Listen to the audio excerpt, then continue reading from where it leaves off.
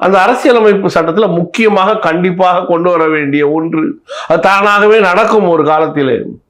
என்னன்னா, அந்தந்த மாகாணத்திலே அந்தந்த மொழிக்காரன் மட்டும்தான் வாக்களிக்கலாம், அரசு வேலையில் இருக்கலாம், நிலம் வாங்கலாம் என்று.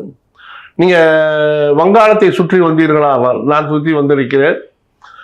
அந்த பீகார்கார முழுக்க தரைமட்டத்தில் உள்ள வேலைகளை பூரா எடுத்துக்கிட்டான். மார்வாடி அங்க நிலபலன்களை பூரா வாங்கிட்டான். அழகு அழகு பழைய வங்காளிகளுடைய பங்களோஸ், பெரிய பெரிய பங்களாவா இருக்கும், எல்லாம் மார்வாடி வாங்கிட்டான். அதே மாதிரி பாம்பேல பார்த்தீங்கன்னா மகாராஷ்டிரர்கள் வச்சிருந்த அத்துணை சொத்துக்களும் இன்றைக்கு குஜராத்தி மார்வாடி கைக்கு போயிடுச்சு.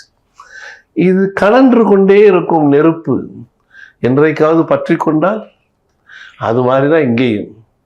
இதை தடுக்கணும் அப்படின்னு சொன்னா, நீ கன்னடத்துக்காரன், உன் கர்நாடகாவில் தான் லேண்ட் வாங்கலாம் அப்படின்னா நிலம் வாங்கலாம், அங்கேயே வாங்க. நீ அங்கேயே உன்னுடைய கட்சிக்காரங்களுக்கு மட்டும்தான் நீ வாக்களிக்கலாம். சரி, அப்போ நீ உதாரணத்துக்கு ஒரிசால ஒரு வேலையா போயிருக்க, கர்நாடகாவில் தேர்தல், நீ இதுக்காக மெனக்கட்டு ஊருக்கு போய் போனா, இப்போ டெக்னாலஜி வந்துருச்சு இல்லை, ஒரு ஏடிஎம் கார்டு வச்சு நீங்க எங்கேயோ போய் பணம் எடுக்கிறீங்க, ஒரு வினாடியில் உங்களுக்கு செய்தி வந்துடுது இல்லையா?